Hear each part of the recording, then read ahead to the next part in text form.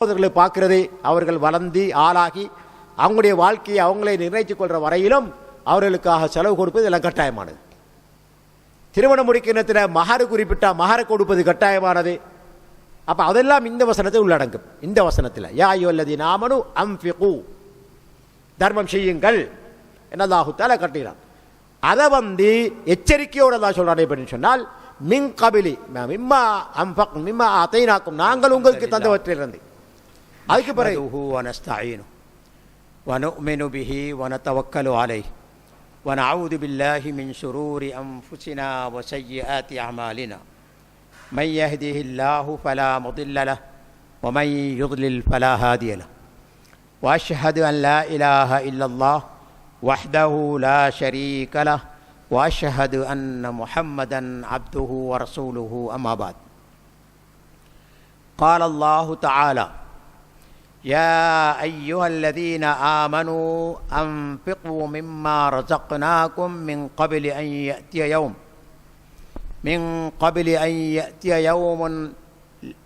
يوم لا بيع فيه ولا خلة ولا شفاعة والكافرون هم الظالمون. எல்லாம் வல்ல அல்லாஹு சுப்ஹானஹு வ தஆலாவை போற்றி புகழ்ந்து இறுதி தூதர் முஹம்மது முஸ்தபா ஸல்லல்லாஹு அலைஹி வஸல்லம் அவர்கள் மீது ஸலவாத்தும் சலாமும் கூறிதன் பின், கண்ணியத்துக்குரிய பெரியார்களே, சகோதரர்களே, தாய்மார்களே, சகோதரிகளே, உங்கள் அனைவர் மீதும் அல்லாஹ்வுடைய சாந்தியும் சமாதானமும் உண்டாவதாக. அஸ்ஸலாமு அலைக்கும் வரஹ்மத்துல்லாஹி வபரகாத்துஹு. தவிர்க்க முடியாத சில காரணங்களினால் சென்ற வாரம் உடைய குர்ஆன் விளக்க வகுப்பை நடத்த முடியாமல் போய்விட்டது.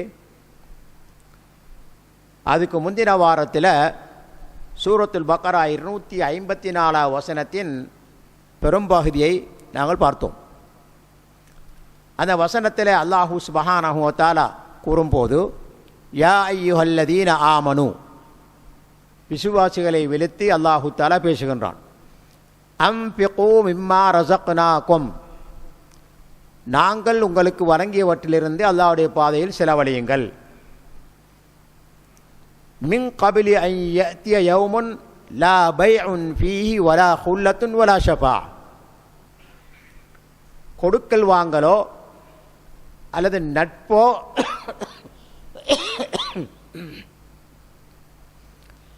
அல்லது பரிந்து பேசுதலோ இல்லாத ஒரு நாள் வருவதற்கு முன்னால் நீங்கள் தர்மம் செய்து கொள்ளுங்கள். வல் காஃபிரூன ஹுமுத் ஸாலிமூன், நிராகரிக்கக்கூடிய காபிர்களே அநியாயக்காரர்கள் என்ன அந்த வசனத்தில் அல்லாஹு சுப்ஹானஹு வ தஆலா கூறுகின்றான்.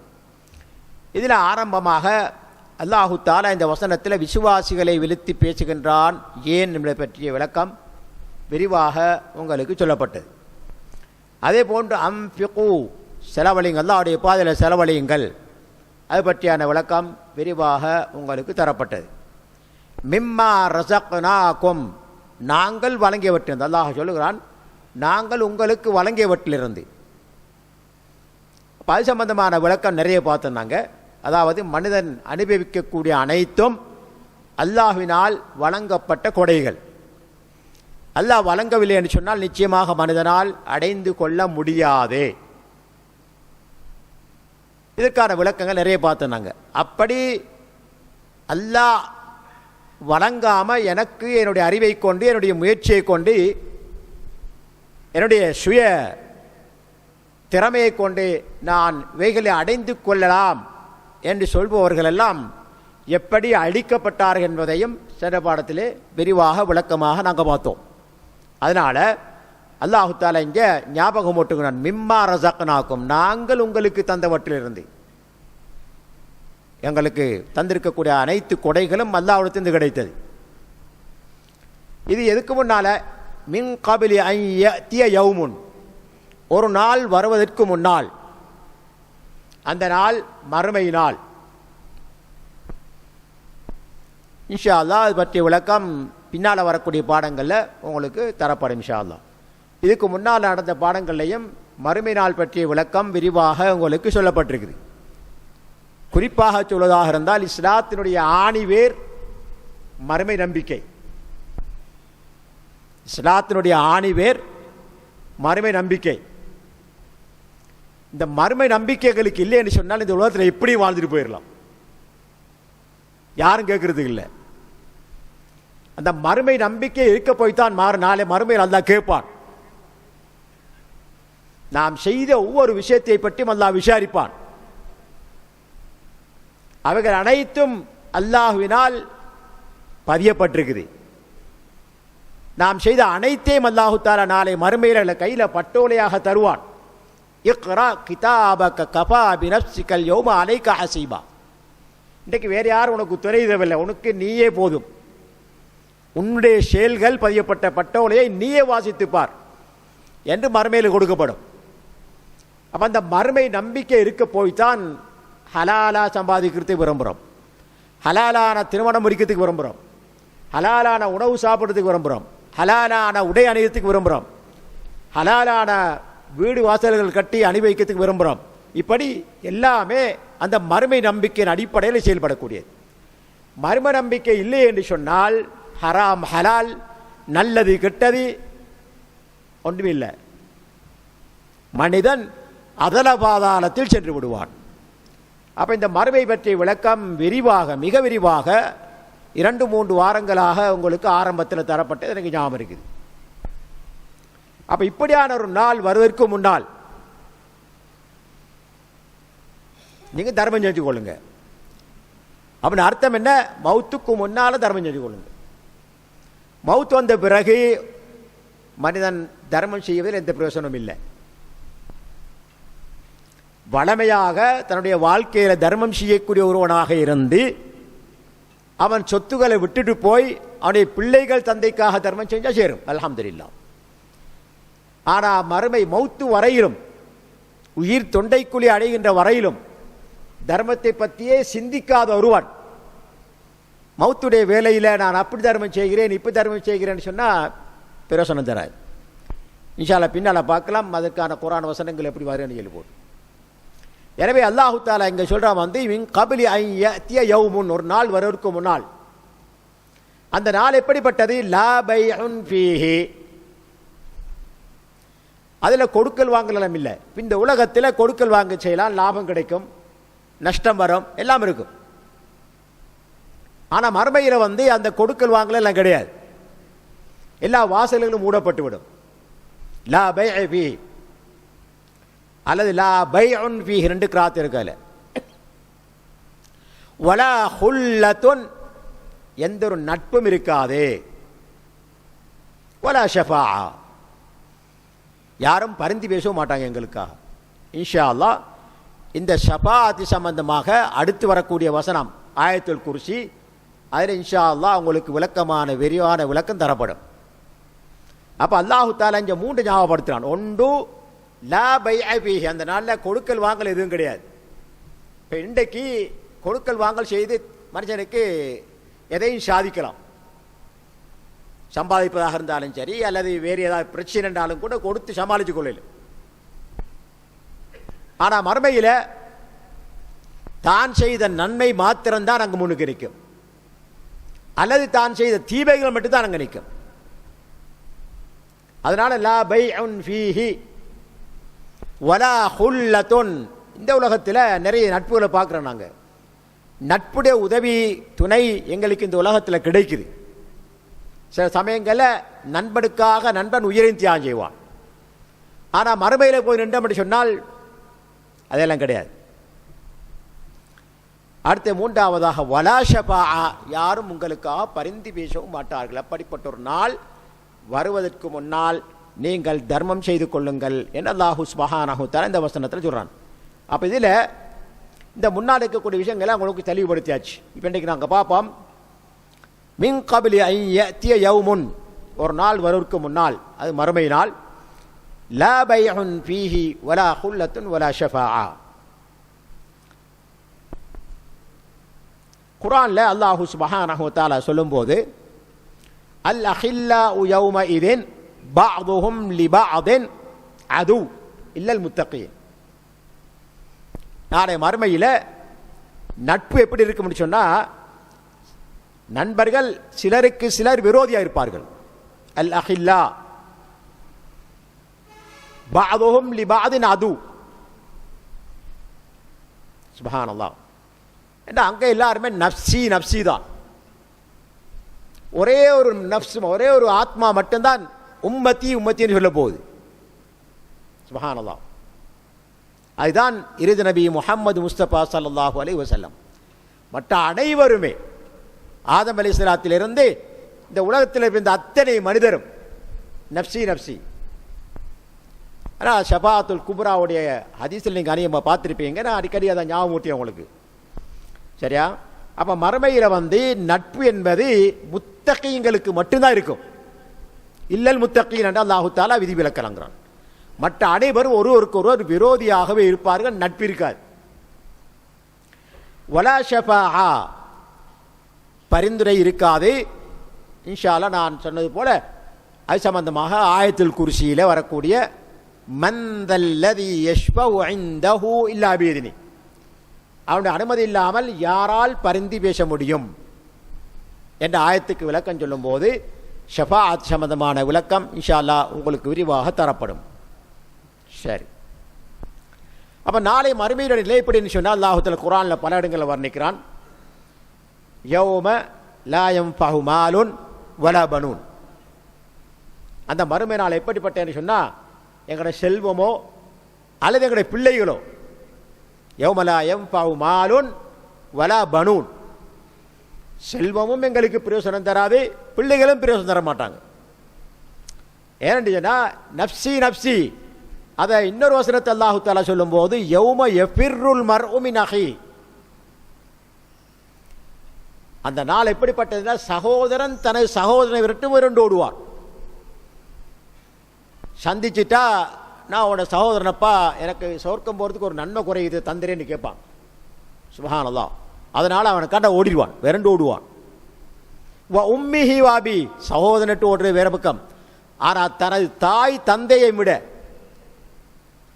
தாய் தந்தையை விட்டும் நாளை மறுமையிலே பிள்ளைகள் விரண்டு ஓடுவார்கள். வசாஹிபத்திஹி வபனி, தனது மனைவி மக்கள் அவர்களை விட்டும் விருண்டோடக்கூடிய நாள். அப்போ அந்த நாளில் அனைவரும் நப்சி நப்சி. லிகுல்லி இம்ரிஇம் மின்ஹும் ஷஅனு யுக்னி. அந்த நாளில் ஒவ்வொருத்தருக்கும் அவரவருடைய விஷயம் தான் பெருசாக தெரியும். மற்றவர்களை பற்றியெல்லாம் சிந்திக்கிறதுக்கு நேரம் இருக்காது. ரசூலுல்லாஹி ஸல்லல்லாஹு அலைஹி வஸல்லம் அவர்கள் மட்டும்தான் உம்மதி உம்மதி என்று சொல்லிக் கொண்டிருப்பார்கள்.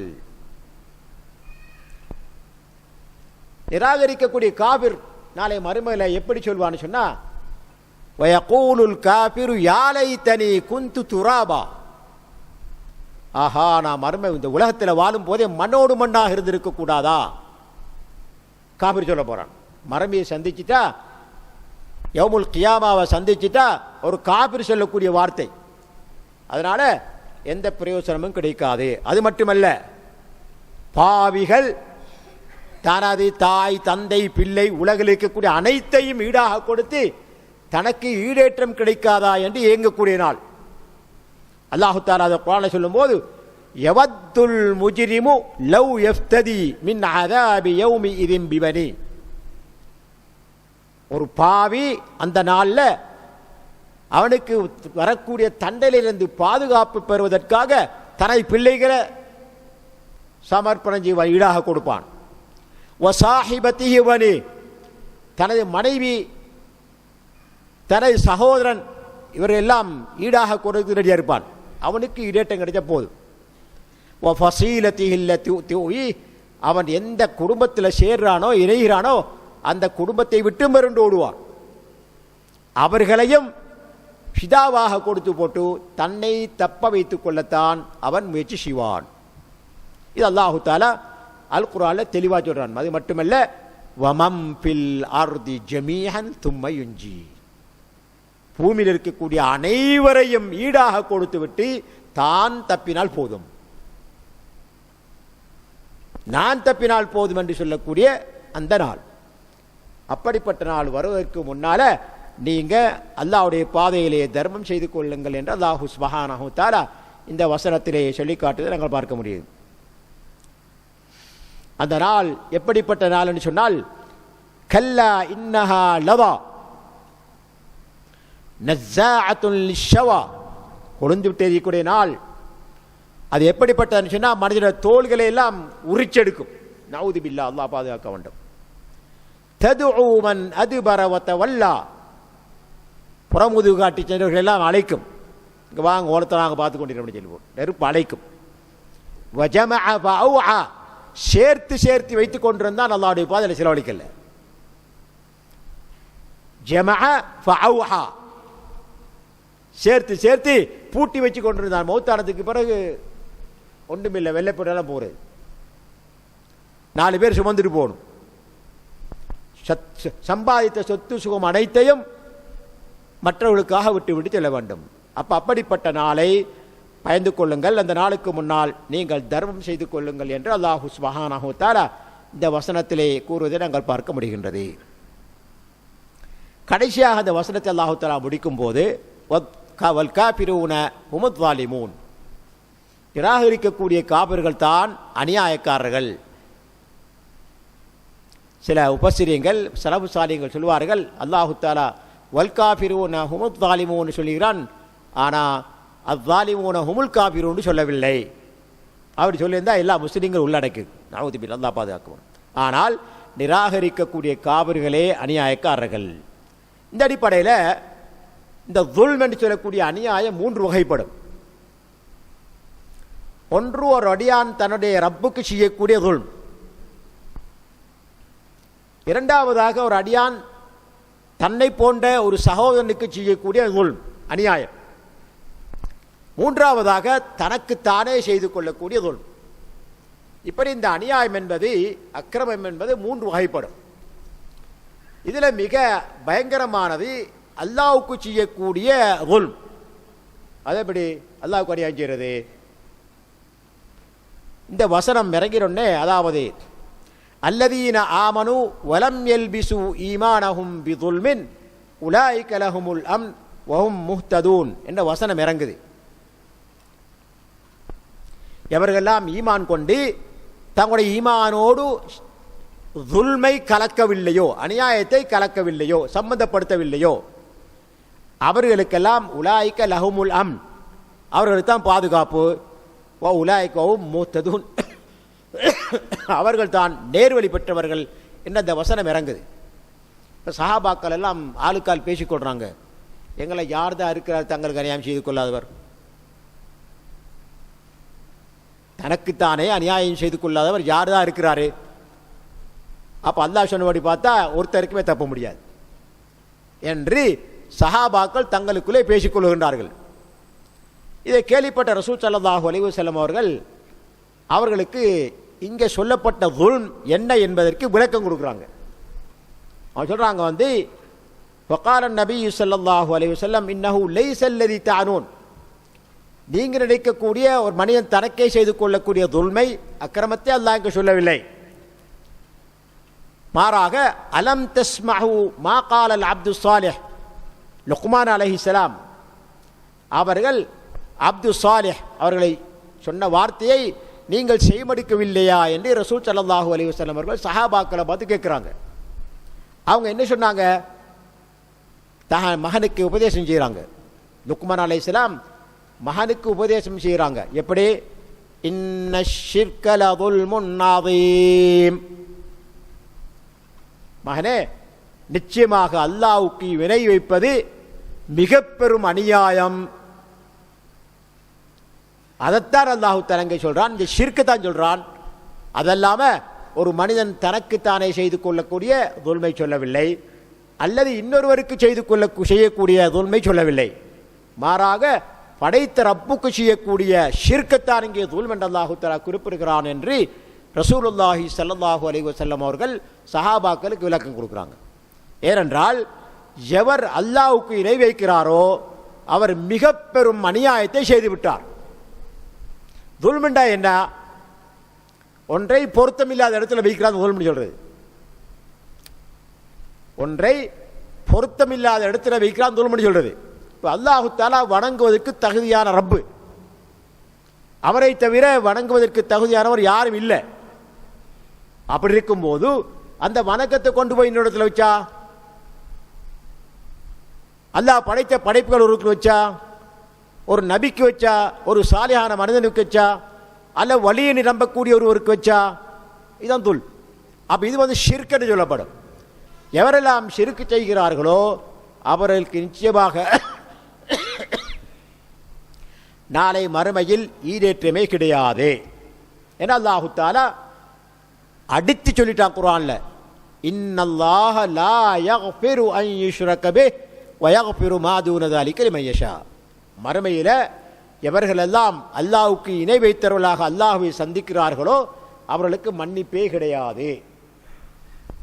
அவர்களுக்கு நிரந்தர நரகம். நரகத்திலிருந்து வெளியேற்றப்படவும் மாட்டாங்க. தர்மம் செஞ்சாங்க, அது செஞ்சாங்க, நன்மை செஞ்சாங்க, இன்னத்துக்காக வேண்டி அல்லாஹ்வுக்கு ஷிர்க் செய்திருந்தால், இணை வைத்திருந்தால் அவர்களுக்கு நரகத்திலிருந்து வெளியே வர முடியாது. அந்த ஷிர்க்கைத்தான் அல்லாஹ் சுப்ஹானஹு வ தஆலா இங்கே ஸுல்ம் என்று சொல்கிறான் என்று ரசூல் ஸல்லல்லாஹு அலைஹி வஸல்லம் அவர்கள் சஹாபாக்களுக்கு விளக்கம் கொடுக்கிறார்கள். எனவே ஸுல்ம் என்பது இந்த இடத்துல முதலாவதாக சொல்லப்படுவது ஒரு அடியான் தனது ரப்புக்கு செய்யக்கூடிய ஸுல்ம், அநியாயம். அவனுடைய ஹக்கை இன்னத்திற்கு கொடுக்குறது, அல்லாஹ்வுடைய ஹக்கை இன்னத்திற்கு கொடுக்குறது. ஒரு ஹதீஸில், புகாரி முஸ்லிம் பதிவாக கொடுக்குற ஹதீஸில் ரசூல் ஸல்லல்லாஹு அலைஹி வஸல்லம் அவர்கள் ஒரு கோவேறு கழுதையில் பின்னால் முஆத் ரலியல்லாஹு வச்சு கொண்டு பயணம் வைத்து கொண்டிருக்காங்க. யா முஆத் என்று விழிக்கிறாங்க ரசூலுல்லாஹ். அப்போ லப்பைக் என்று முஆத் ரலியல்லாஹு பதிலளிக்கிறாங்க. அப்போ இப்படி 3 விடுத்தம் சொன்னதுக்கு பிறகு சொல்கிறாங்க, அத்தத்ரி மா ஹக்குல்லாஹி அலல் இபாத். மனிதர்கள் மீது அல்லாஹ்வுக்கு இருக்க வேண்டிய உரிமை என்ன என்று உங்களுக்கு தெரியுமா? அல்லாஹ்வுடைய ஹக்குன்னு தெரியுமா என்று கேள்வியாக கேட்குறாங்க. அப்போ முஆத் ரலியல்லாஹு அவர்களுக்கு தெரிந்திருந்தாலும் சில சமயங்கள் ரசூல் அப்படி கேள்வி கேட்கும்போது புதுசாக இது வஹி வந்திருக்கலாம் என்ற அடிப்படையில் அல்லாஹு வ ரசூலுஹு ஆலம்னு சொல்வார்கள். அப்போ ரசூல் ஸல்லல்லாஹு அலைஹி வஸல்லம் சொல்கிறாங்க, ஹக்குல்லாஹி அலல் இபாத் ஐ யஅபுதுஹு வ லா யுஷ்ரிகு பிஹி ஷைஆ. அல்லாஹ்வுடைய உரிமை, அல்லாஹ்வுடைய ஹக்கு என்னது? அடியார்கள் அவனை எதையுமே அவனுக்கு இணையாக்காமல் வணங்குவது. இப்போ அல்லாஹ்வுடைய உரிமையை நாங்கள் இன்னொருவருக்கு கொடுத்து முடிச்சுன்னா அது ஷிர்க்காக கருதப்படும். அந்த ஷிர்க்குக்கு மறுமையில் மன்னிப்பே கிடையாது. வமை யுஷ்ரிக் பில்லாஹ் ஃபக்கத் ஹர்ரமல்லாஹு அலைஹில் ஜன்னா வ மஅவாஹுன் நார். எவர்களெல்லாம் அல்லாஹ்வுக்கு இணை வைத்தவர்களாக நாளை மறுமையிலே அல்லாஹ்வை சந்திக்கிறார்களோ அவர்களுக்கு சுவர்க்கம் ஹராம் என்ன அல்லாஹ் தஆலா அடிச்சுட்டான். ஃபக்கத் ஹர்ரமல்லாஹு அலைஹில் ஜன்னா வ மஅவாஹுன் நார். அவன் ஒதுங்குமிடம் நரகம் என்று அல்லாஹ் சுப்ஹானஹு வ தஆலா குறிப்பிடுகின்றான். இப்போ அந்த அடிப்படையில் இங்கே துல்ம், முதலாவது வகை துல்ம் மிக பயங்கரமானது. அந்த ஷிர்க்கிலிருந்து நாம் எம்மை பாதுகாத்து கொள்ள வேண்டும். இப்னு அப்பாஸ் ரலியல்லாஹு அன்ஹுமா அவர்கள் இந்த ஷிர்க்குடைய அதாவது ஹஃபா, அதாவது மறைவுத்தன்மையை பற்றி சொல்லும்போது சொல்கிறாங்க, இன்ன ஷிர்க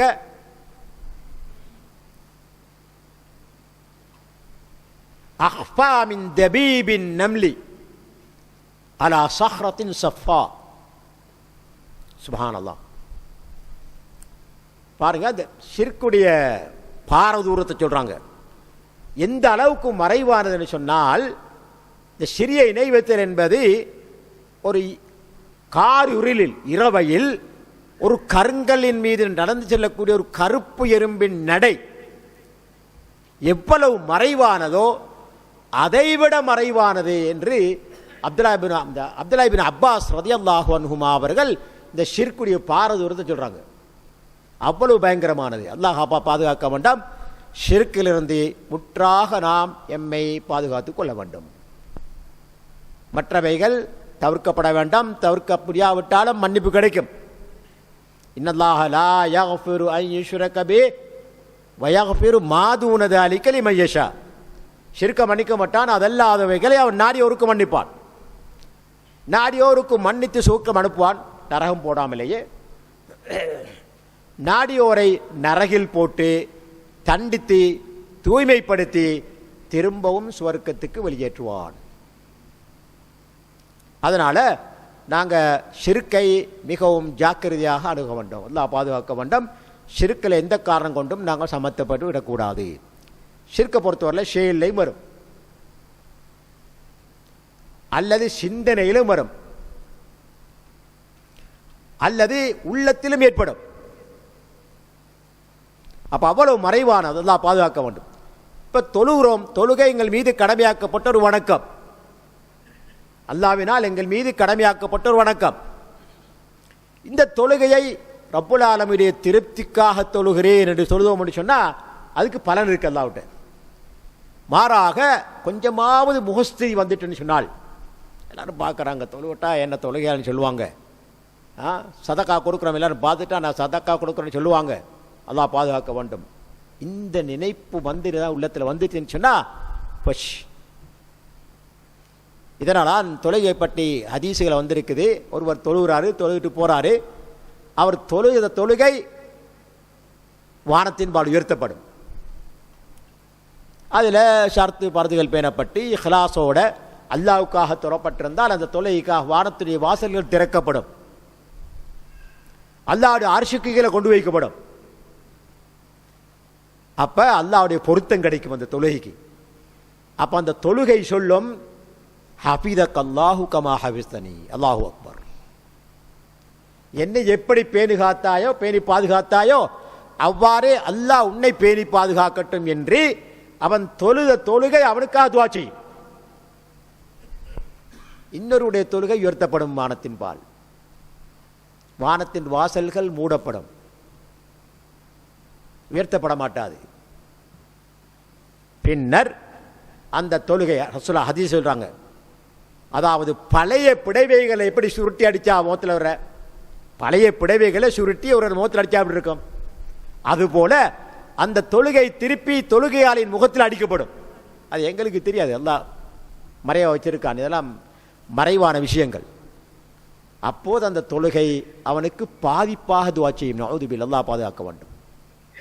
ضيعك الله كما ضيعتني, என்னை பால்படுத்தியது போல உன்னையும் அல்லாஹ் பால்படுத்தட்டும் சொல்லும். நஊது பில்லாஹ். அதனால ஜாக்கிரதை, அல்லாஹ் பாதுகாக்க வேண்டாம். நாங்கள் தொழுகைகளை இஹ்லாஸோடு எம்மை படைத்த ரப்பை திருப்திப்படுத்துவதற்காக தொழுகிறோம் என்ற எண்ணத்தோடு தொழ வேண்டும். அதனால இந்த ஷிர்க் என்பது மிக பயங்கரமானது, அல்லாஹ் பாதுகாக்க வேண்டும். இந்த ஷிர்க்கிலிருந்து நாம் எம்மை தற்காத்துக் கொள்வது எங்களுடைய கடமை. எந்த காரணம் கொண்டும் ஷிர்க்கில் சம்பந்தப்பட்டு விடக்கூடாது. இது முதலாவது வகை. இரண்டாவது வகையை பொறுத்த வரையில் ஒரு மனிதன் தனக்கே செய்து கொள்ளக்கூடிய அநியாயம், அக்கிரமம்.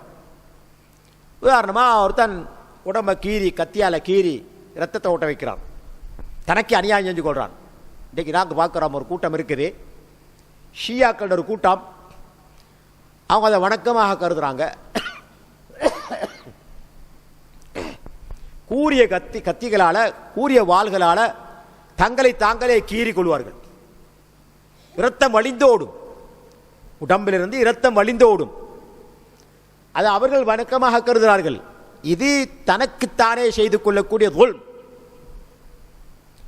ஒருவன் தற்கொலை செய்து கொள்றான், தனக்குத்தானே செய்து கொள்ளக்கூடிய துல்ம், அநியாயம். எனவே இதிலிருந்து மனிதன் தன்னை தற்காத்துக் கொள்ள வேண்டும். இந்த உடம்பு, இந்த உயிர் எங்களுக்கு சொந்தமானதல்ல, எம்மை படைத்த ரப்புல் ஆலமீனுக்கு சொந்தமானது. அது எப்படி அமானிதமாக அல்லாஹ் எங்கள் இடத்தில் ஒப்படைத்தானோ அவ்வாறே அல்லாஹ்விடத்தில் ஒப்படைப்பது எங்களுடைய கடமை. அதனால தான் இறக்கிற நேரத்தில் சிலர் தன்னுடைய கிட்னியை அல்லது இதயத்தை அல்லது கண்ணை கிஃப்டாக கொடுப்பாங்க. இப்போ இதில் உலமாக்களுக்கு இடையிலே பெரிய கருத்து வேற்றுமை இருக்குது. அநேகமான உலமாக்கள் அதற்கு அனுமதி வழங்கவில்லை,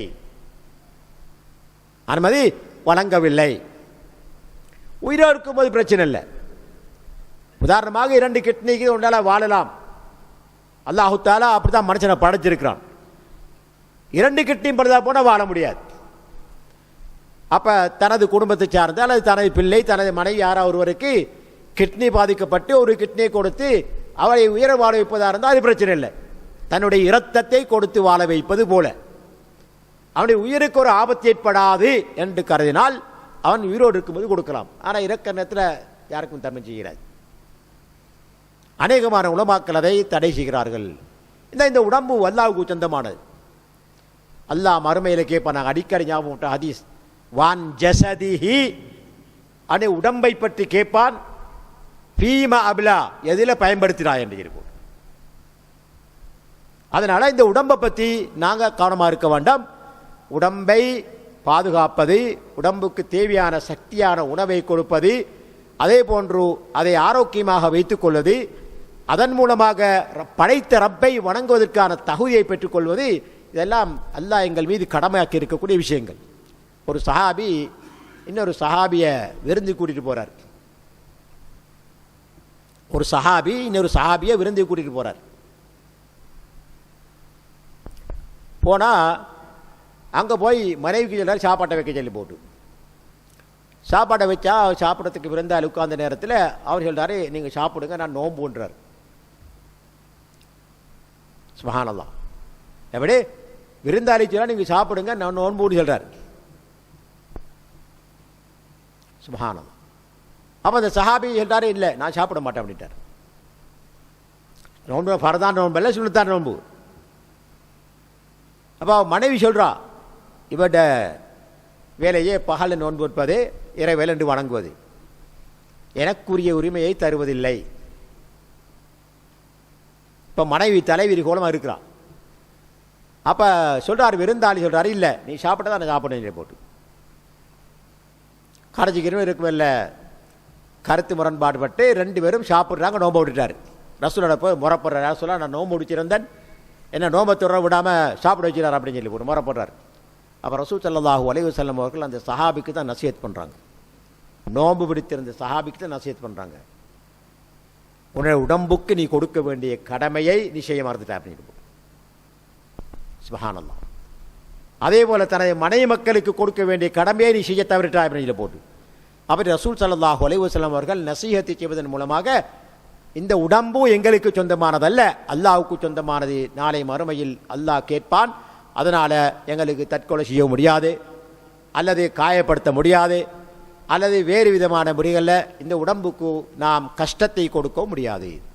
இயற்கையாக அல்லாஹு தஆலா நோய் தந்தால் அது அல்லாஹ்வுடைய சோதனை. இயற்கையாக அல்லாஹு தஆலா நோயை தந்தால் அது சோதனை. நோய் வந்து பொறுமை செஞ்சால் நிச்சயமான மறுமையில் அதுக்குரிய கூலி மறுமையில் அல்லாஹ் கிடைக்கும் இன்ஷா அல்லாஹ்.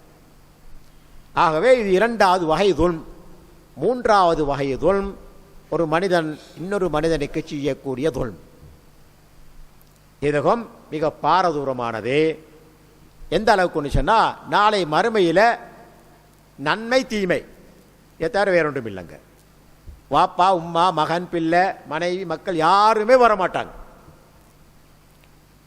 தான் செய்த நன்மை தான் செய்த தீமை இந்த ரெண்டு தான் இருக்குமாங்க. அப்போ ஒருவர் இந்த உலகத்தில் இன்னொருவருக்கு அநியாயம் செய்திருந்தால் அதற்கான பரிகாரத்தை இங்கு பெற்று மன்னிப்பு கேட்டிருந்தால் அல்ஹம்துலில்லாஹ், பிரச்சனை முடிஞ்சு. உதாரணமாக ஒருத்தர் இன்னொருத்தருக்கு அநியாயமாக அடித்து போட்டார். சும்மா அனாவசியமாக ஒரு விதத்துக்கு குற்றமே செய்யலை, அடித்து போட்டார். இன்றைக்கு நிறைய நடக்குது. இன்றைக்கு யாராவது ஒரு பணக்காரனுக்கு இன்னொரு பணக்காரனை பிடிக்கலன்னு சொன்னால், அவன்ட வியாபாரம் எனக்கு இடைஞ்சலாக இருக்குன்னு சொன்னால், அதுக்கு ஆள் இருக்குது, காசை கொடுத்தா அடிச்சிடுவான், இல்லாட்டி கொன்றுவான். நடக்கு இன்றைக்கு நிறைய. அப்போ இவன் செய்கிறது துல்ம். அந்த மனிதனை காசு எடுத்துட்டு கொண்டான்னு சொன்னால், அல்லது காசு எடுத்து போட்டு அடித்தான்னு சொன்னால் இது துல்ம். இதுக்கான பரிகாரத்தின் உலகத்தை தெரிவிக்கணும். அப்படி இல்லை, நாளை மறுமையில் நன்மையிலிருந்து கொடுக்க வேண்டி வரும், வேற ஒன்றும் இல்லைங்க. அப்போ கொடுத்துட்டு போகிறதுக்கு நன்மை இல்லைன்னு சொன்னால் மற்றவுடைய தீமைகளை சுமந்துக்கும் நரத்துக்கு போடுவார். அல்லாஹ் பாதுகாக்க மாட்டோம். இது ஹதீஸில் வந்து ரசூல் ஸல்லல்லாஹு அலைஹி வஸல்லம் அவர்கள் சராஹத்தாக சொல்லியிருக்கின்றார்கள். அதனால் இன்னொருவருக்கு அநீதி இழைப்பதை நாம் மிகவுமே பயந்து கொள்ள வேண்டும். அல்லாஹ் பாதுகாக்க வேண்டும். தொழுது நோன்பு பிடிச்சி ஜக்காத்து கொடுத்து தர்மம் செஞ்சு எல்லா நன்மைகளையும் சேர்த்து கொண்டு சிலர் வருவார்கள். ஹதீஸில் சொல்கிறாங்கன்னு சொல்லலாம், நாளை மறுமையில் வருவார்கள், மலை போல நன்மைகள். ஆனால் அதே நேரத்தில் இன்னொரு மனிதனை ஏசியிருப்பார், இன்னொரு மனிதனுக்கு அவதூறு சொல்லியிருப்பார், இன்னொரு மனிதனுடைய இரத்தத்தை ஓட்டியிருப்பார், இன்னொரு மனிதனுக்கு அடிச்சிருப்பார், இன்னொரு மனிதனை கொலை செஞ்சிருப்பார். இப்போ கொலையால் வந்து நிற்பார், யா அல்லாஹ் இவர் என்ன கொலை செஞ்சார், கொடுக்கப்படும் நன்மையிலிருந்து. இன்னொரு எனக்கு இவர் அவதூறு சொல்லிக்காரு, நன்மை இருந்து கொடுக்கப்படும். இன்னொருத்தர் வருவார், எனக்கு இவர் ஏசிக்கிறார், நன்மையிலிருந்து கொடுக்கப்படும். இந்த உலகத்தில் பரிகாரம் தேடாவிட்டால் நாளை மறுமையில் நன்மையிலிருந்து கொடுக்கப்படும். கொடுத்து நன்மைகள் முடிந்து விட்டதென்றால்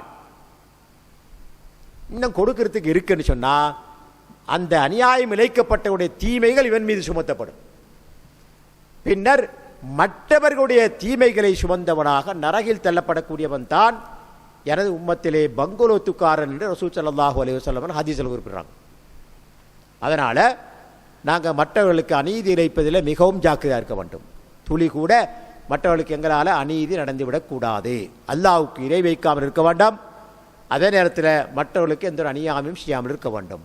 எங்களுடைய நன்மையை நாங்கள் பாதுகாத்துக் கொள்ள வேண்டும் என்றால் இப்படி இந்த துல்ம் என்பது 3 வகைப்படும். அப்போ இங்கே சொல்லப்பட்ட துல்ம் வந்து ஷிர்க். காபிரூன் ஹுமுத்தாலிமூன், நிராகரிக்கக்கூடிய காபிர்கள் தான் அநியாயக்காரர்கள். அப்படின்னா அல்லாஹ்வுக்கு இணை வைக்கக்கூடியவர்கள் என்று அல்லாஹு சுப்ஹானஹு வ தஆலா இந்த வசனத்தை முடிக்கின்றான்.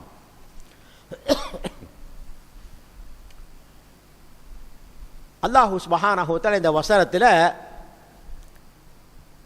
தர்மம் செய்யும்படி ஏவுகின்றான். யா அய்யுஹல்லதீன ஆமனு அன்ஃபிகு, அன்ஃபக தர்மம் செய்தான், யுன்ஃபிகு தர்மம் செய்வான் ரெண்டு சொல்லலாம். ஆனால் அன்ஃபிக்னு சொன்னால் தர்மம் செய், கட்டளை. யா அய்யுஹல்லதீன ஆமனு அன்ஃபிகு, விசுவாசிகளே நீங்கள் தர்மம் செய்யுங்கள். அப்போ இந்த வசனத்தில் கட்டளையாக வருது. அப்போ கட்டளையை நிறைவேற்றுவது எங்களுடைய கடமை. இதுக்கு முன்னால் சில வசனங்களை பார்த்தோம்னாங்க, அங்கே வந்து தர்கீப், யாரெல்லாம் அல்லாஹ்வுடைய பாதை தர்மம் செய்கிறார்களோ அவர்களுக்கு யுதாஃப், அந்த தர்மத்தை வந்து அல்லாஹு தஆலா அதிகப்படுத்தி கொடுப்பார். அப்போ அங்கே வந்து ஆசை ஊட்டுவது, இங்கே வந்து கட்டாயப்படுத்துவது.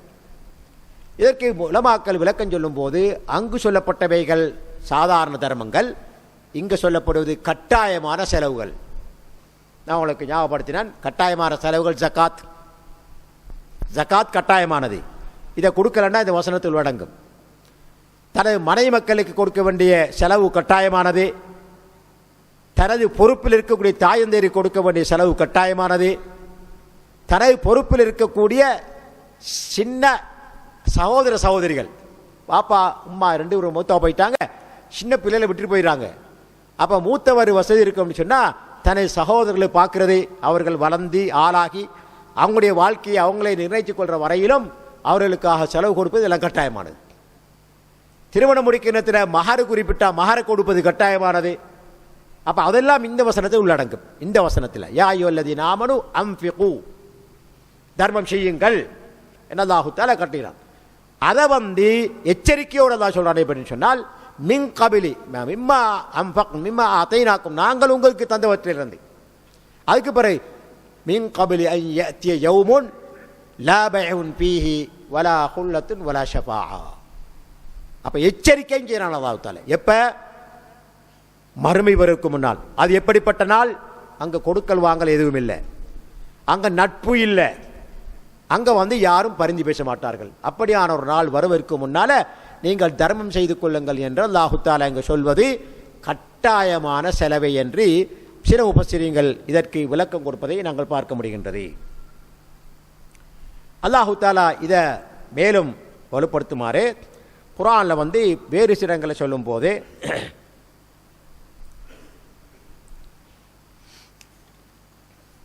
யா அய்யுஹல்லதீன ஆமனு லா துல்ஹிக்கும் அம்வாலுக்கும் வலா அவுலாதுக்கும் அன் திக்ரில்லாஹ், விசுவாசிகளே உங்களுடைய செல்வங்களோ, லா துல்ஹிக்கும் அம்வாலுக்கும் உங்களுடைய செல்வங்களோ, வலா அவுலாதுக்கும் உங்களுடைய பிள்ளைகளோ, லா துல்ஹிக்கும் அன் திக்ரில்லாஹ், அல்லாஹ்வுடைய ஞாபகம் ஊட்டுவதிலிருந்து உங்களை பராக்காக்காமல் இருக்கட்டும். இன்றைக்கு மனிதனுக்கு பிரச்சனையாக தான். இன்றைக்கு செல்வம் வந்துட்டா பிஷி, லா ஹவ்ல குவத்த இல்லா பில்லாஹ், பிஷி பிஷி. தொலை போகிறதுக்கு நேரம் இல்லை, நல்ல செய்கிறதுக்கு நல்ல காரியங்களை சம்மந்தப்படுறதுக்கு நேரம் இல்லை. அல்லாஹு அக்பர், பிஷி பிஷி, எப்போ பார்த்தாலும் பிஷி. தொழில் வியாபாரம் சம்பாத்தியம் என்று இன்றைக்கு மனிதனுக்குள்ள பிரச்சனை தான். ஏதா அல்லாஹ் சொல்கிறானுங்க, யா அய்யுஹல்லதீன ஆமனு லா துல்ஹிக்கும் அம்வாலுக்கும், உங்களுடைய செல்வங்கள் உங்களை அல்லாஹ்வை நினைப்பதிலிருந்து பராக்காக்காமல் இருக்கட்டும். அதே போல் உங்களுடைய பிள்ளைகள், இன்றைக்கு பிள்ளைகள் அப்படித்தான், அல்லாஹ் பாதுகாக்க வேண்டாம். ஒரு காலத்தில் பிள்ளைகள் பிள்ளைகளுக்கு பெற்றோர்களுக்கு கட்டுப்பட்டிருந்தாங்க. பெற்றோர்கள் எதை கொடுக்குறாங்களோ அதை எடுத்து அனுபவிச்சு போட்டு சந்தோஷமாக இருந்தாங்க. பிறநாள் வருது, பெற்றோர்கள் உடுப்பு கொண்டு கொடுப்பாங்க, அல்ஹம்துலில்லாஹ்னு உடுத்து போட்டு பேசாமல் இருப்பாங்க. அன்றாடம் சாப்பிடக்கூடிய உணவை பெற்றோர்கள் கொண்டு போடுவாங்க, பிள்ளைகள் சாப்பிட்டு போட்டு சந்தோஷமாக இருந்தாங்க. ஆனால் இன்றைக்கு அப்படி இல்லை. இன்றைக்கு அப்படி இல்லை. வாப்பா கொண்டு கொடுக்குறது பிள்ளைகளுக்கு சரி வராது. அவர் போகணும் உடுப்பு வாங்கிறதுக்கு, அவர் போகணும் தனக்கு தேவையான பொருளை வாங்கிறதுக்கு, அவர் போகணும் தனக்கு தேவையான உணவை சாப்பிட்றதுக்கு. சுப்ஹானல்லாஹ். பிஸ்ஸா என்றும் அன்றாடம் கிடைக்கக்கூடிய உணவுகளை சாப்பிட்றதுக்காக வேண்டி வீட்டில் இருக்கக்கூடிய உணவை உதறி தள்ளிவிட்டு போகக்கூடிய பிள்ளைகளை தான் அன்றைக்கு பிள்ளைகள் இருக்காங்க. இப்போ அல்லாஹு தஆலா எச்சரிக்கை செய்கிறான், இப்படியான பிள்ளைகளும் உங்களுடைய செல்வங்களும் அல்லாஹ்வை நினைப்பதிலிருந்து உங்களை பராக்காக்காமல் இருக்கட்டும். இங்கு திக்ர் குறிப்பிட்ட தொழுகை. ஒமைய பால் தாலிக்க, யாரெல்லாம் அப்படி செய்கிறார்களோ இப்போ உலாய்க்கவுமுல் ஹாசிரூன், அவர்கள் தான் நஷ்டவாளர்கள் சொல்லி போட்டு அடுத்த வசனத்தில் வாம்ஃபிகு, இங்கேயும் ஏவல், அல்லாஹ்வுடைய பாதையில் செலவழியுங்க. மின் கபிலி அன் யஅதி அஹதகுமுல் மௌத், உங்கள் ஒருவருக்கு மௌத்து வாரத்துக்கு முன்னால் செலவழிச்சு கொள்ளுங்க. அதுக்கு பிறகு ஃபயகூல், மௌத்து வந்த நேரத்தில் அவர் சொல்ல போறாரே, ரப்பி இறைவா, லவ்லா அஹர்தனி இலா அஜலின் கரீப், ஒரு சொற்ப நேரத்துக்கு என்னை உசரை வாங்காம பிற்படுத்தக்கூடாதா என்று அல்லாஹ்வுடைய பாதையில் தர்மம் செய்யாதவர்கள் அந்த நேரத்திலே ஆசைப்படுவார்கள். இதான் மனிதன். அப்ப அவன் சொல்றான், லவ்லா அஹர்தனி இலா அஜலின் கரீப் ஃபஅஸ்ஸத்தக் வஅகும் மினஸ் சாலிஹீன், நான் தர்மம் செய்து சாலிஹான கூட்டத்தில் நாடுபவனாக ஆகிடுவேன். அதனால என்னை உசிரை கைப்பற்றாம கொஞ்சம் பிற்படுத்தி என்ன அல்லாஹ் கேட்பான், மன்றாடுவான். எங்களுக்கு விளங்காது எத்தனை பேர் அப்படி மன்றாடுறானேங்களோ அல்லாஹ்வுக்கு தான் தெரியும். அல்லாஹ் பாதுகாக்க வேண்டும் யார் யாரை. சரியா? அப்போ அவருக்கு ரிப்ளை வருது, பதில் வருது. சுப்ஹானல்லாஹ். வலன் யுஅக்கிரல்லாஹு நஃப்ஸன் இதா ஜா அஜலுஹா, எந்த ஒரு ஆத்மாவுக்கும் அதனுடைய அஜல் வந்துவிட்டால் ஒரு நொடிப்பொழுதும் பிற்படுத்தப்பட மாட்டாது. வலன் யுஅக்கிரல்லாஹு நஃப்ஸன் இதா ஜா அஜலுஹா, லன் என்ற வார்த்தை அல்லாஹ் பாய்ச்சாருங்க. லன்டா ஒரு நாளும், அபதன் அர்த்தம் அரபியில். அங்க இடமே இல்லை, ஆசை வைக்கிறதுக்கு இடமே கிடையாது, கற்பனை கூட பண்ண முடியாது. வலன் யுஅக்கிரல்லாஹு நஃப்ஸன் இதா ஜா அஜலுஹா வல்லாஹு ஹபீரும் பிமா தஅமலூன். அல்லாஹ்வுக்கு தெரியாதா நீங்க செய்யறதெல்லாம் நான் அறிந்தவன். வல்லாஹு ஹபீர் பிமா தஅமலூன், நீங்கள் செய்பவற்றை அனைத்தையும் அவன் நிச்சயமாக மிக அறிந்தவன் என்று அல்லாஹு தஆலா சொல்லி காட்டுகின்றான். அதனால கடைசி நேரத்தில் தர்மம் செய்ய வேண்டும் என்று ஆசைப்படுறதை விட வசதி இருக்கும்போது தன்னால் முடிந்தது எல்லாத்தையும் எல்லாம் கொடுக்க சொல்லலை. ஓட்டாண்டியாக இருக்க சொல்லலை, கொடுத்து போட்டு வெறுங்கையோடு இருக்க சொல்லலை இஸ்லாம். மாறாக ஜக்காத்து கூட 102% மட்டும்தான், 102.5. கணேக்தீர் சகோதரர்களே கொஞ்சம் யோசிச்சு பார்த்தோம்னு அற்பம். 102.5 சொன்னால் 197 உங்களுக்கு இருக்குது. அல்லாஹு அக்பர். அப்போ 102 கொடுக்கறதுக்கு நாங்கள் பகல் தரப்பட்டோம்னு சொன்னால் இது கடமையான ஜக்காத்து இந்த நிலைமை தான் வரும். மௌத்து நேரத்தில் யாரெல்லாம் எனக்கு கொஞ்சம் பிற்படுத்தி நான் கொடுத்துட்டு வாரேன்னு அப்படி சொல்லுவோம் நாங்கள். அல்லாஹ் பாதுகாக்க வேண்டும். அதனால இதே போல தான் அல்லாஹ்வுடைய பாதையில் தர்மம் செய்யக்கூடியது. அல்லாஹ் தஆலா ஆர்வம் ஊற்றான். அப்படி தர்மம் செஞ்சால், நான் ஏற்கனவே ஹதீஸில் ஞாபகப்பட்ட ஒருவர் ஒரு குதிரை குட்டியை எவ்வளவு பக்குவமாக பேணுதலாக கஷ்டப்பட்டு வளர்க்கிறாரோ அதே போல அல்லாஹு தஆலா நாங்கள் செய்யக்கூடிய சுன்னத்தான தர்மங்களை வளர்க்கிறான். அல்லாஹு தஆலா எந்த அளவுக்கு சொன்னால் மலைகளை போன்று வளர்க்கிறான். அப்படிப்பட்ட நன்மைகள் நாளை மறுமையில் எங்களோட கைக்கு எங்களுக்கே தெரியாமல் தரப்படும். அப்போ ஆர்வமூட்டும் அல்லாஹ் தஆலா. அப்போ மௌத்துக்கு முன்னால் அவைகளை செய்து கொள்ள வேண்டாம். மௌத்து வந்த வேளையில் அதை சொல்வதில் எந்த ஒரு பிரயோசனம் இல்லை என்பதை அல்லாஹ் சுப்ஹானஹு வ தஆலா இந்த வசனத்திலே சொல்லி காட்டுவதை நாம் பார்க்க முடிகின்றது. இந்த வசனத்தில் மிக முக்கியமாக நாங்கள் படிப்பினையாக பெற வேண்டியது, மறுமை வருவதற்கு முன்னால், மௌத்து வருவதற்கு முன்னால் அல்லாஹ்வுடைய பாதையில் எங்களோட கையில் இருக்கக்கூடியதை தர்மம் செய்து கொள்ள வேண்டாம். கட்டாய கடமையான ஜக்காத்துகளை வழங்கிவிட வேண்டாம். அதே போன்று என்னென்ன கடமைகள் இந்த நிதியில் அல்லாஹ் தஆலா எங்களுக்கு கடமையாக இருக்கிறானோ அவைகள் அனைத்தையும் வணங்கிவிட வேண்டாம். மறுமை வந்த பிறகு அல்லது மௌத்து வந்த பிறகு எங்களுக்கு நிச்சயமாக மன்னிப்பே இருக்காது.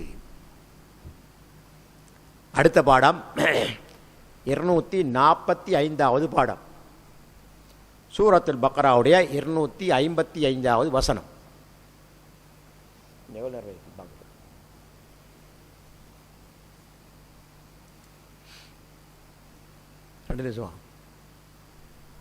சரி, இந்த வசனத்தை பொறுத்தவரையில் எல்லாருக்கும் தெரியும், குர்ஆன் இருக்கக்கூடிய மிகச்சிறந்த வசனம் ஆயத்துல் குர்சி. இன்ஷா அல்லாஹ் அதற்கான காரணங்களை விரிவாக நாங்கள் பார்ப்போம் இன்ஷா அல்லாஹ். இந்த வசனத்தில் அல்லாஹ் சுப்ஹானஹு வ தஆலா 10 வாக்கியங்களை வச்சிருக்கிறான். 1 2 அல்ல, 10 வாக்கியங்கள். முதலாவது வாக்கியம் அல்லாஹு லா இலாஹ இல்லாஹு, தௌஹீத். அல்லாஹ்வை தவிர வணங்கத்தகுந்த நாயன் யாரும் இல்லை. இது முதலாவது வசனம். எப்படின்னு சொன்னால், அல்லாஹ் யாரு என்று கேட்டால் அதுக்கு பதிலாக வந்த மாதிரி இருக்கு இந்த வசனம். அல்லாஹ் யாரு? அல்லாஹு லா இலாஹ இல்லாஹு, அவரை தவிர வணக்கத்துக்குரிய நாயன் யாரும் இல்லை, அவன் தான் அல்லாஹ். இரண்டாவது, அல்லாஹ் யாரு? அல் ஹய்யுல் கய்யூம், அவன் நித்திய ஜீவன், மௌத்தே இல்லை அவனுக்கு. அவனுடைய அனைத்து காரியங்களையும் தானாகவே செய்து கொள்வதற்கான ஆற்றல் பெற்றவன், அவனுக்கு யாரும் துறை தேவைப்பட. அல் ஹை அல் கய்யூம். இரண்டாவது அல்லாஹ் பற்றி கேட்டா அல் ஹை அல் கய்யூம். மூன்றாவது, அல்லாஹ் யாரு? லா தஅஹுதுஹு சினத்தும் வலா நௌம், அவனை சிறு தூக்கமோ அல்லது பெருந்தூக்கமோ அணுகாது. கேள்விக்கு பதிலாக வந்த மாதிரி இந்த வசனம். எப்படி? அல்லாஹ் யாரு? அல்லாஹு லா இலாஹ இல்லாஹு, அவனை தவிர வணங்கத்தகுந்த நாயன் யாரும் இல்லை. அல்லாஹ் யாரு? அல் ஹை அல் கய்யூம், நித்திய ஜீவன், சகலதையும் தன்னாலே நிறைவேற்றக்கூடிய ஆற்றல் பெற்றவன். அல்லாஹ் யாரு? லா தஅஹுதுஹு சினத்தும் வலா நௌம், அவனுக்கு சிறு தூக்கமோ பெருந்தூக்கமோ வராதே. அல்லாஹ் யாரு? லஹு மா ஃபிஸ் ஸமாவாதி வ மா ஃபில் அர்த், அவனுக்கு வானம் பூமி அவையில் உள்ள அனைத்தும் அவனுக்கு சொந்தமானது. அல்லாஹ் யாரு? மன் தல்லதி யஷ்ஃபஉ இன்தஹு இல்லா பிஇذنி, சுப்ஹானல்லாஹ், அவன் அனுமதி இல்லாமல் அவனிடத்திலே பரிந்து பேசுவது யார்? அல்லாஹ். ஆறாவது, யஅலமு மா பைன ஐதீஹிம் வ மா கல்ஃபஹும், அவர்களுக்கு முன்னாலும் பின்னாலும் இருக்கக்கூடிய அனைத்தையும் அறிந்தவன். அல்லாஹ் யாரு? வலா யுஹீதூன பிஷைஇன் மின் இல்மிஹி இல்லா பிமா ஷா, அவன் அறிவிலிருந்து அவன் அறிவித்து கொடுத்ததை தவிர வேறு எதையும் நாங்கள் அறிந்து கொள்ள மாட்டோம். சுப்ஹானல்லாஹ். வஸிஅ குர்சியுஹு ஸமாவாதி வல் அர்த்,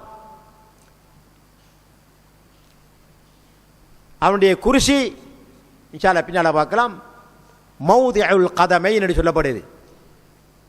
ரப்புல் ஆலமீன் தனது பாதங்களை வைத்திருக்கக்கூடிய இடத்துக்கு தான் சொன்னது குர்சி நெல்லி போட்டு. அர்ஷிலிருந்து தனது பாதங்களை குர்சியின் மீது வைத்திருக்கிறான்.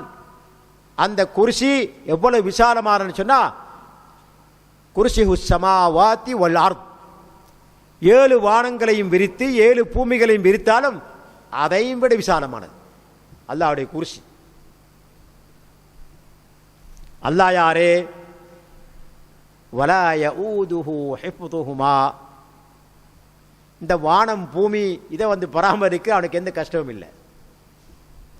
அல்லாஹ் யாரு? 10வது வஹுவல் அலி, அவன் உயர்ந்தவன், அல் அதீம், மிக மகத்தானவன், கண்ணியமானவன் என்று இந்த வசனத்தில் 10 அம்சங்களை அல்லாஹு சுப்ஹானஹு வ தஆலா உள்ளடக்கியிருக்கிறார்.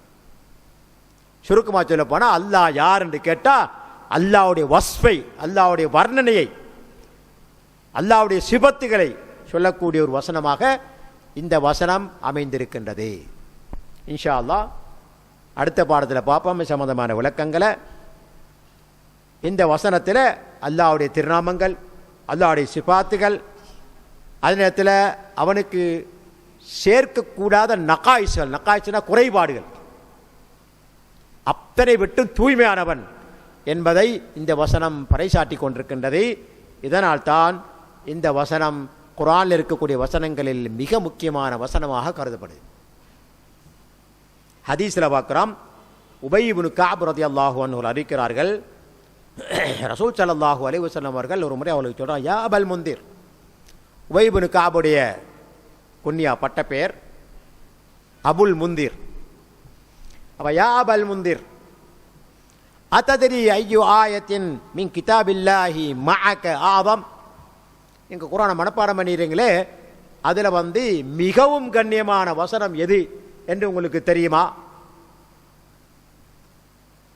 அப்போ அவங்க சஹாபாக்கள வளம் அப்படி ரசூலா கேள்வி கேட்டால் தெரிஞ்சாலும் பதில் சொல்லாமல் சில நேரம் புதுசாக வகை வந்திருக்கலாம் அடிப்படையில் அல்லாஹு வ ரசூலுஹு ஆலம். அப்போ இவங்களும் அப்படி தான் சொல்கிறாங்க, அல்லாஹ்வுடைய தூதரும் அறிந்தவர்கள். இப்போ ரசூலை விடல, திருப்பி திருப்பி கேட்குறாங்க, யா அபல் முந்திர் அத்ததரி ஐயோ ஆயத்தின் மின் கிதாபில்லாஹி மஅக ஆதம். நீங்கள் மனனம் செய்திருக்கக்கூடிய குர்ஆனுடைய வசனங்களில் மிகவும் கண்ணியமான வசனம் எது உங்களுக்கு தெரியுமா என்று திருப்பி திருப்பி கேட்குறாங்க. அப்போ அந்த சஹாபி என்ன செய்கிறாரு, அவர் மனதில் உதிக்குது, அந்த உதிச்சத்தை சொல்கிறாரே அல்லாஹு லா இலாஹ இல்லாஹுவல் ஹய்யுல் கய்யூம், ஆயத்துல் குர்சி என்று சொல்கிறார். அப்போ ரசூல் ஸல்லல்லாஹு அலைஹி வஸல்லம் அவர்கள் அவருடைய நெஞ்சில் இப்படி தட்டி போட்டு, ஃபதரப ஃபீ சத்ரி, நெஞ்சில் இப்படி தட்டி போட்டு, வல்லாஹி லியஹ்னிகல் இல்மு அபல் முந்திர். ஆனால் அந்த சஹாபியை பாராட்டுறாங்க. அப்போ இந்த அறிவு உங்களுக்கு கிடைத்தது பெரும் பாக்கியம் என்று அந்த சஹாபியை ரசூல் ஸல்லல்லாஹு அலைஹி வஸல்லம் அவர்கள் பாராட்டினார்கள் என்ற அந்த ஹதீஸ் முஸ்லிமிலே பதிவாக இருக்கின்றது. குர்ஆனில் இருக்கக்கூடிய வசனங்களில் மிகச்சிறந்த, மிக கண்ணியமான, மிகவும் மகத்துவமான வசனம் ஆயத்துல் குர்சி என்பது இந்த ஹதீஸின் மூலமாக நிரூபணமாகின்றது. இன்ஷா அல்லாஹ் அடுத்து வரக்கூடிய பாடங்களில் அந்த ஆயத்துல் குர்சியுடைய சிறப்புகள் பற்றி வந்திருக்கக்கூடிய ஹதீஸுகளை பார்ப்போம். பார்த்து போட்டு 10 வசனங்களுக்கும் விளக்கத்தை நாங்கள் பார்ப்போம் இன்ஷா அல்லாஹ்.